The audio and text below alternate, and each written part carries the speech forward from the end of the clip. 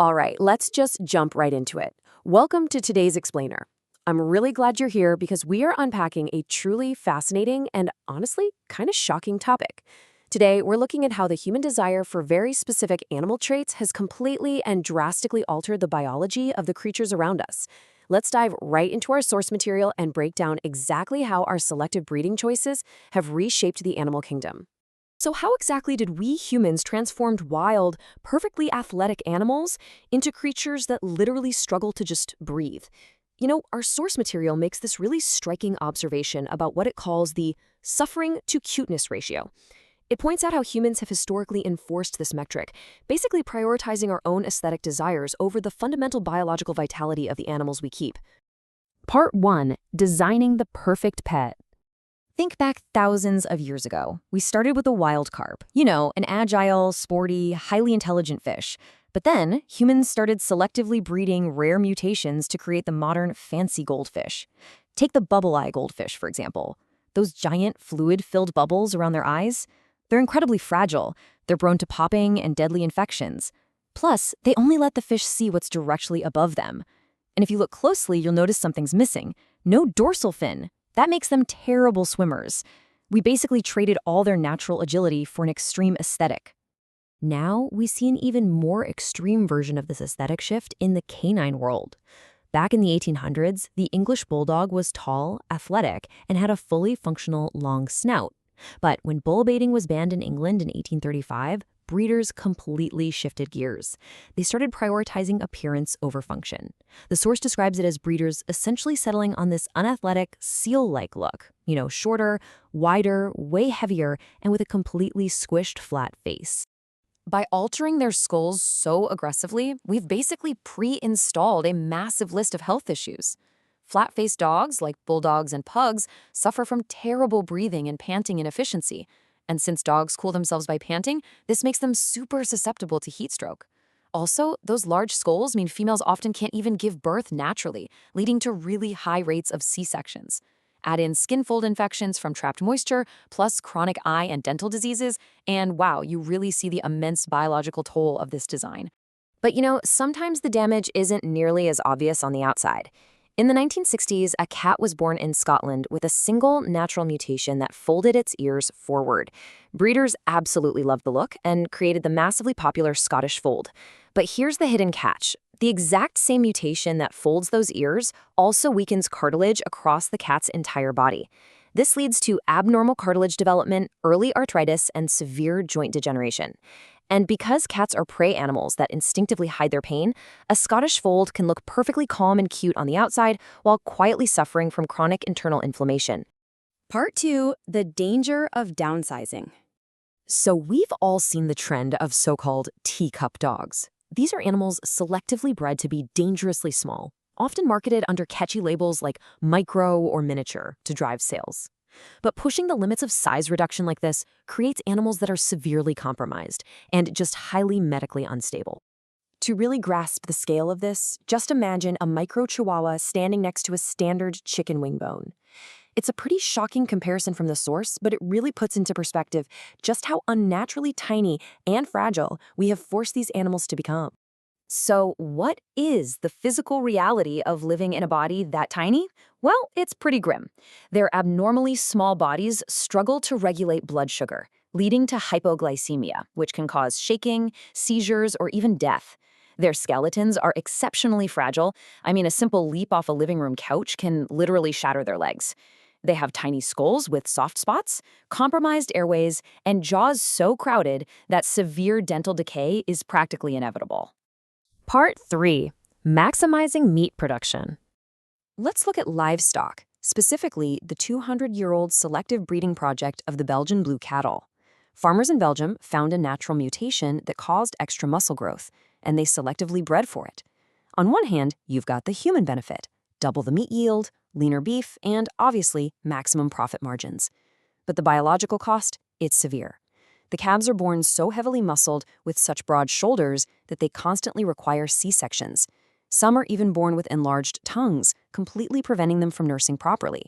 And on top of that, this extreme muscle mass causes severe joint stress, awkward movement, and really poor balance for the animal. And we see a similarly aggressive trajectory with poultry. Back in the 1950s, the selective breeding of broiler chickens for maximum size really kicked off. If you look at the benchmarks from 1957 to 1978 and then jump to 2005, the data shows an absolute explosion in growth. We rapidly pushed the physical structure of the chicken way, way beyond its natural limits. To put that timeline into perspective, a chicken in the 1950s took about 12 weeks to reach market size. Today, that modern chicken takes only about 6 weeks, yet it has quadrupled in overall size over the last 70 years. According to the source's data, this growth is so rapid that many birds actually struggle to support their own body weight, causing their legs to bow or twist. Even worse, their cardiovascular systems and lungs simply cannot keep up with the massive muscle growth. This frequently leads to enlarged hearts, sudden death syndrome, or birds visibly gasping for air. The modern turkey shares this exact same fate.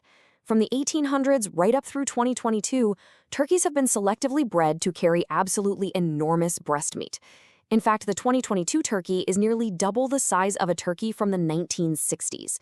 The stress on their joints makes walking so difficult that they suffer prolonged resting, which leads to skin blisters. Their extreme size also makes natural reproduction virtually impossible. And, just like the broiler chickens, dying from heart failure due to the heavy strain on their cardiovascular system is incredibly common. Part 4. Extreme and Exotic Creations. $400. According to the source material, that's roughly the cost for a one-on-one photo with a liger. Now, a liger is an entirely man-made hybrid, created by mating a male lion with a female tiger. They do not exist naturally in the wild. Their massive size, they are generally considered the largest cats on Earth, basically guarantees joint problems, arthritis, neurological disorders, and a shortened lifespan. Their entire existence is manufactured solely for a few brief moments of human entertainment and profit. And here's another really staggering number: 90%. Studies estimate that by age 10, over 90% of Cavalier King Charles Spaniels are affected by mitral valve disease. It's a serious condition that deteriorates the heart. Basically, in an effort to breed the smallest, roundest heads and largest eyes for a quote-unquote royal lapdog, humans inadvertently created a breed riddled with painful, life-altering diseases. But beyond their hearts, Cavaliers face severe issues with their brains. The breed's skull was shrunk down so quickly that the brain literally never had time to adjust. This compression causes a horrific neurological condition called syringomelia, where fluid-filled cavities actually form inside the spinal cord. It causes chronic neurological pain that makes the dog involuntarily air scratch. And tragically, humans often mistake this chronic pain response as just a cute, amusing quirk. Which brings us to the crisis surrounding America's most popular dog breed as of 2022, the French bulldog, and its derivatives, the exotic bullies. Backyard breeders and exotic dog competitions heavily incentivize creating the most extreme dogs imaginable. We're talking spinal disorders tied to their corkscrew tails, massive heads that strain the neck, intentionally widened stances that cause bowed legs, and severely compromised breathing. These animals are structurally doomed. They often require multiple, incredibly expensive surgeries just to breathe, walk, or function normally. The source material summarizes the mindset driving these extreme modifications with this striking quote: "Can you really argue ethics if at the end of the day, they're the ones holding a trophy?" It really highlights how human ego, the desire for status, and the pursuit of competitive awards can completely override the ethical concerns of bringing structurally doomed animals into the world. Part 5. The Price of True Beauty. Let's revisit that concept from the very beginning of our explainer, the suffering to cuteness ratio. It's a metric defined entirely by human ego, completely ignoring biological vitality. Whether we're chasing an exotic look in a bulldog, extreme miniaturization in a teacup dog, or maximum meat yield in a chicken, the underlying truth remains exactly the same. Every single human modification has extracted a severe and often very painful health toll from the animal itself. Which leaves us with this final provocative thought to close out today's explainer. When we strip away the human desires for novelty, for agricultural utility, and for competition trophies, isn't true beauty simply being healthy? It's a question straight from the source's conclusion that I really want to leave you with today. I hope this analysis has helped you clearly see the hidden biological reality behind selective breeding and maybe encourages you to reconsider what makes an animal truly beautiful. Thanks so much for joining me on The Explainer.